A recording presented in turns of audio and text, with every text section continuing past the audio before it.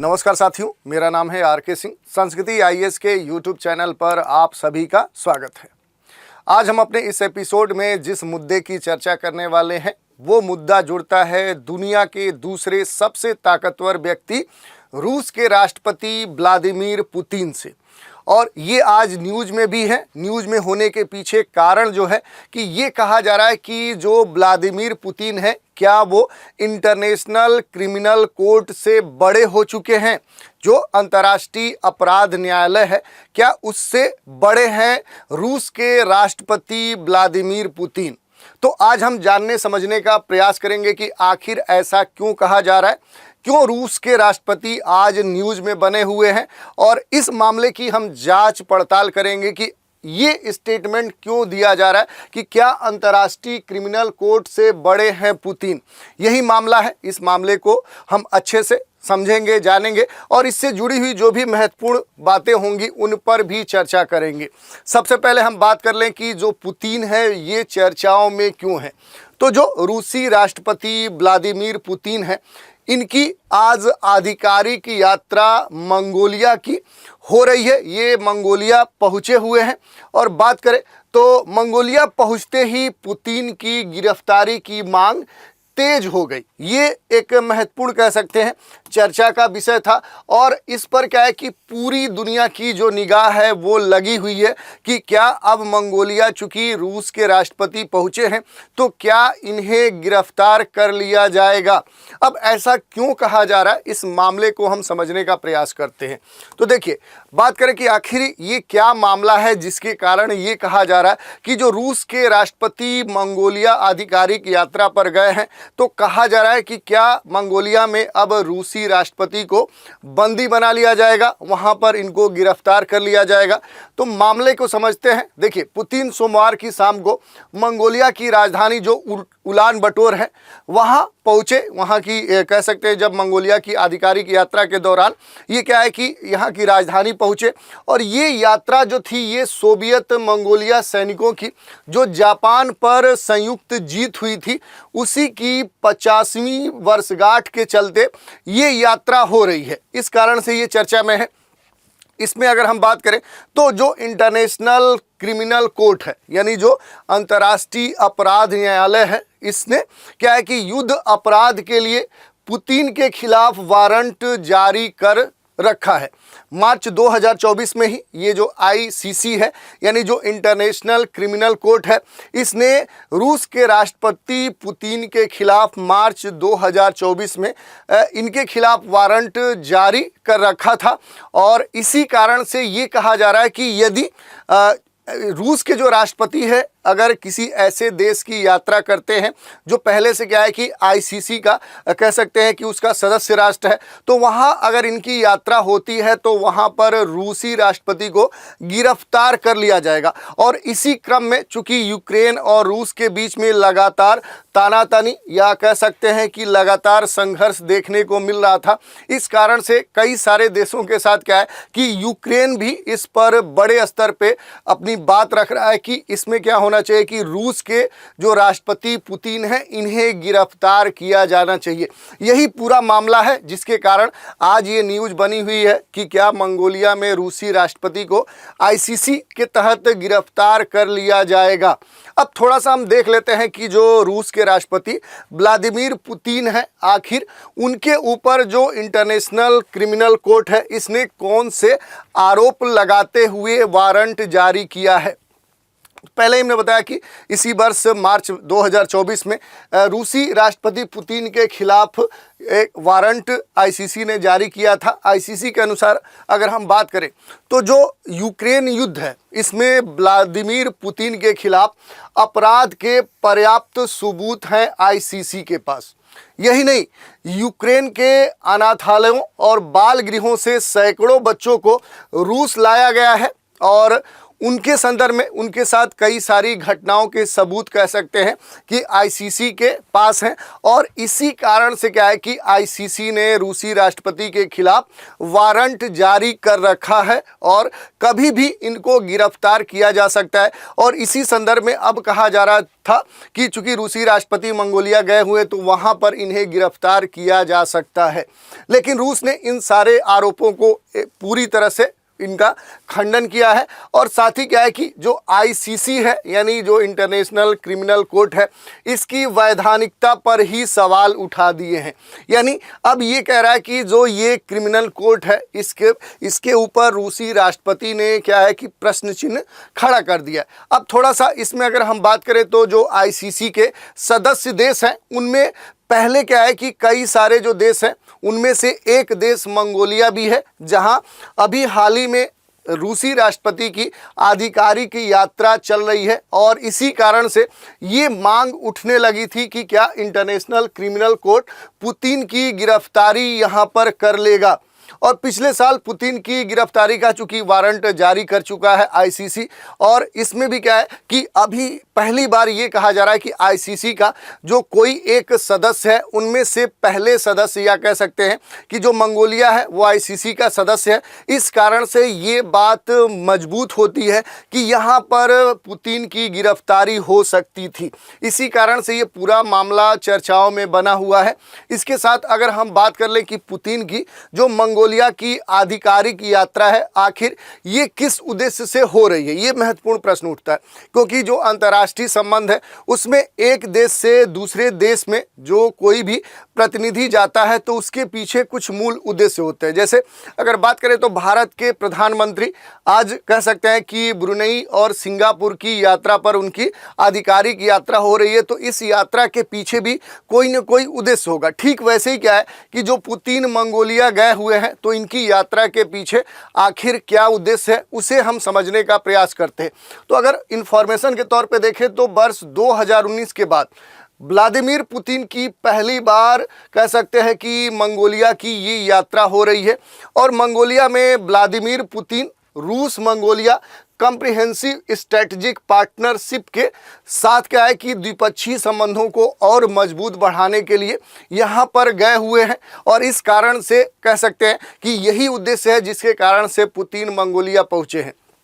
साथ ही बात करें तो जो व्लादिमीर पुतिन है ये खाखलिन जो गोल युद्ध था उसकी 50वीं वर्षगांठ पर होने वाला जो कार्यक्रम है उसमें भी कह सकते हैं कि अतिथि के रूप में शामिल होंगे, जिसके कारण से यहाँ पर इन्हें आमंत्रित किया गया था, जिसके कारण ये यहाँ पर पहुँचे हुए हैं।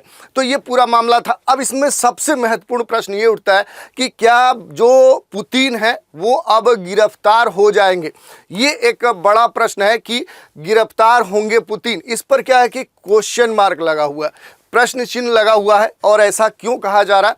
तो जो पुतिन है ये दुनिया के दूसरे सबसे ताकतवर देश के राष्ट्रपति हैं, यानी रूस के ये राष्ट्रपति हैं।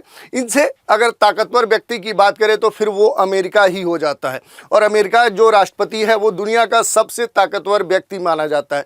दूसरे नंबर पे रूस का स्थान आ जाता है, और इस कारण से ये कहीं से उम्मीद नहीं बनती है कि पुतिन जो है वो इंटरनेशनल क्रिमिनल कोर्ट के आदेशों को मानेंगे। और रूस पहले से ही क्या है कि जो आईसीसी है इसको मान्यता नहीं देता है, जैसा कि अभी हमने बताया कि इन्होंने जो आईसीसी है उसकी संवैधानिकता पर ही प्रश्न चिन्ह खड़ा कर दिए हैं। और ऐसे में कहीं से भी नहीं लगता है कि रूस के जो राष्ट्रपति हैं ये अपनी गिरफ्तारी कराएंगे। ये मुद्दा पूरी तरह से एक तरह से खारिज हो जाता है। और इसी कारण से अगर देखें तो चूंकि देश में तो इन्हें गिरफ्तार करना संभव नहीं था, लेकिन ये कहा जा रहा था कि अगर ये मंगोलिया में है, मंगोलिया आईसीसी का सदस्य है, तो हो सकता है कि यहाँ पर इनकी गिरफ्तारी हो जाए। लेकिन ऐसा कुछ भी लग नहीं रहा है। ऐसा हम क्यों कह रहे हैं? तो अगर इसमें मंगोलिया की प्रतिक्रिया की बात करें तो मंगोलिया ने आईसीसी की भी बात मानने से पूरी तरह से इनकार कर दिया। जैसे रूस पूरी तरह से क्या है कि जो इंटरनेशनल क्रिमिनल कोर्ट है इसके द्वारा जारी जो आरोप है या फिर कहें जो पुतिन पर आईसीसी के द्वारा आरोप लगाए गए हैं उसको पूरी तरह से पुतिन ने खारिज कर दिया है। ठीक ऐसे ही मंगोलिया ने आईसीसी की बात मानने से साफ इनकार करते हुए ये कह दिया कि हमारे यहाँ पुतिन को गिरफ्तार नहीं किया जाता है। ये बात कही गई है। इसमें अगर हम बात करें तो यहाँ पर चूंकि पुतिन मंगोलिया पहुँचे हुए, यहाँ पर मंगोलिया ने बड़े अच्छे से कहें तो पुतिन का स्वागत किया है। यहाँ पर एयरपोर्ट पे रेड कारपेट बिछाया गया। पुतिन यहाँ पर मुस्कुराते हुए यहाँ से निकले हैं। राजकीय सम्मान देते हुए इन्हें गार्ड ऑफ ऑनर मंगोलिया में प्रदान किया गया है। अब इस स्थिति में ये कहा जा रहा है कि आईसीसी ने मंगोलिया को उसकी प्रतिबद्धता याद दिलाते हुए ये कहा था कि कोर्ट के आदेशों का अनुपालन किया जाना चाहिए और ये दायित्व मंगोलिया का बनता है कि वो आईसीसी का सहयोग करे और इस दौरान जो पुतिन है इन्हें गिरफ्तार करने में आईसीसी का सहयोग प्रदान करे। लेकिन अब इसमें पूरी तरह से मंगोलिया ने इसे खारिज कर दिया है कि हम आईसीसी की बातों को सही नहीं मानते हैं। उस पर प्रश्न चिन्ह खड़ा किया है मंगोलिया ने और इस कारण से अब ये नहीं संभव है कि पुतिन की यहाँ पर गिरफ्तारी हो जाएगी। यही पूरा मामला है जिसके कारण से पुतिन, और ये कहा जा रहा था कि जो पुतिन है वो आईसीसी से क्या बड़े हैं, ये पूरा मामला है। अब इसमें एक महत्वपूर्ण चीज़ ये हो जाती है कि आखिर जो अंतर्राष्ट्रीय अपराध न्यायालय है, जो बार बार इसकी चर्चा आ रही है, आखिर ये है क्या? तो यहाँ से भी आपके प्रश्न बन सकते हैं। बात करें तो जो आईसीसी है ये पूरी तरह से एक स्वतंत्र न्यायिक निकाय है जो क्या करता है तो ये नरसंहार, मानवता के विरुद्ध जो अपराध हैं, युद्ध अपराध है और आक्रामकता के अपराध के आरोपी व्यक्तियों पर अधिकार क्षेत्र का प्रयोग कर सकता है। इसके साथ क्या है कि रोम जो संविधि है उसके द्वारा ये शासित है और 17 जुलाई वर्ष 1998 को अंतर्राष्ट्रीय आपराधिक न्यायालय की स्थापना पर संयुक्त राष्ट्र के पूर्णाधिकारियों के राजनयिक सम्मेलन के द्वारा इसे अपनाया गया था। तो ये हमने देख लिया कि आखिर अंतर्राष्ट्रीय अपराध न्यायालय है क्या। इसके अलावा अगर बात करें इसके बारे में तो वर्ष 1998 में संयुक्त राष्ट्र के द्वारा हस्ताक्षरित करने के लिए खोले जाने के बाद 60 देशों के द्वारा कह सकते हैं कि रोम में संविधि पर हस्ताक्षर करने के बाद ये कह सकते हैं कि ये अस्तित्व में आया। और इस संविधि ने 2002 में, कब तो वर्ष 2002 में, इस संविधि ने 2002 में अंतर्राष्ट्रीय आपराधिक न्यायालय की स्थापना की नींव रखी थी। तो इसकी जो नींव पड़ी थी वो 2002 में पड़ी थी। इसका जो मूल उद्देश्य है ये क्या है तो युद्ध अपराधियों की जांच करना और उन पर मुकदमा चलाना, और बाद में 1 जुलाई 2002 से पूरी तरह से जो आईसीसी है इसके जो नियम थे वो लागू हो गए। वर्तमान में अगर इसके स्थिति की बात करें तो संयुक्त राष्ट्र संधि संग्रह में भी ये शामिल हो चुका है। जहां पर इसके कार्य की बात करें तो हेग स्थित जो अंतर्राष्ट्रीय आपराधिक न्यायालय है ये युद्ध अपराध, मानवता के विरुद्ध जो अपराध है, नरसंहार से संबंधित जो आरोपी हैं उनके ऊपर ये मुकदमा चलाता है। तो इस तरह से हमने देख लिया कि आखिर जो अंतर्राष्ट्रीय अपराध न्यायालय है ये है क्या। अब बात कर लेते हैं आईसीसी के अधिकार क्षेत्र में आने वाले अपराध या युद्ध के जो अपराध हैं इसके अलावा क्या क्या शामिल है। तो देखिए, युद्ध अपराधों में जो यातना है वो भी इसके अंतर्गत शामिल है, जो नरसंहार है वो भी शामिल है और मानवता के विरुद्ध जो अपराध हैं वो भी इसमें शामिल है। बात कर लें युद्ध अपराध में जो यातना है इसमें अंग भंग, शारीरिक कह सकते हैं जो दंड है, बंधक बनाना, आतंकवादी जो कृत्य है उसे शामिल किया गया है।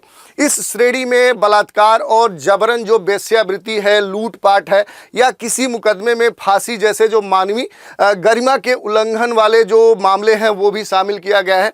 और मानवता के खिलाफ जो अपराध के विपरीत और युद्ध अपराध कह सकते हैं हमेशा युद्ध के समय ही किए जाते हैं, ऐसे कई सारे मामले इसके अंतर्गत शामिल किए गए हैं।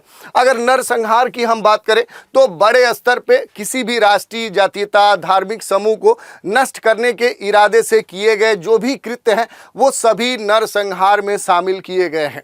और मानवता के विरुद्ध अगर अपराधों की बात करें तो इसमें मानवता के खिलाफ जो अपराध हैं वो किसी भी नागरिक की आबादी के खिलाफ व्यापक या फिर व्यवस्थित हमले के किसी रूप में किए गए कार्य जैसे कि हत्या है, निर्वासन है, किसी को यातना देना है, उसका बलात्कार करना है और आईसीसी अपराधियों पर खास तौर पे ये जो मामले हैं इनके संदर्भ में क्या करता है कि उनके ऊपर मामले के तहत क्या है कि मुकदमे चलाता है, और इसमें क्या है कि अपराध युद्ध के समय किए गए अगर वो हैं तो इस प्रकार के मामले आईसीसी में चलते हैं।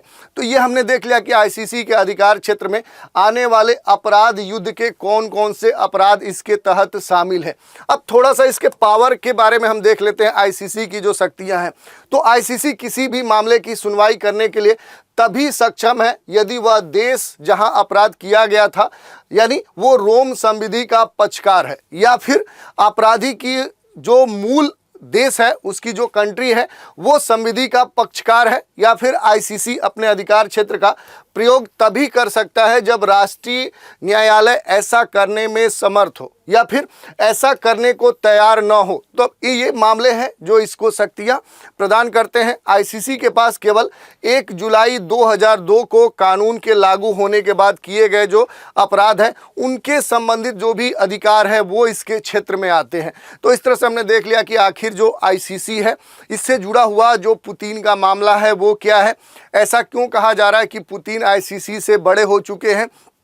इस पर यह भी हमने देख लिया कि आखिर जो मंगोलिया है उसकी क्या प्रतिक्रिया है और क्या पुतिन गिरफ्तार हो सकते हैं, और इससे जुड़ा हुआ जो आईसीसी था इसके बारे में भी हमने देख लिया।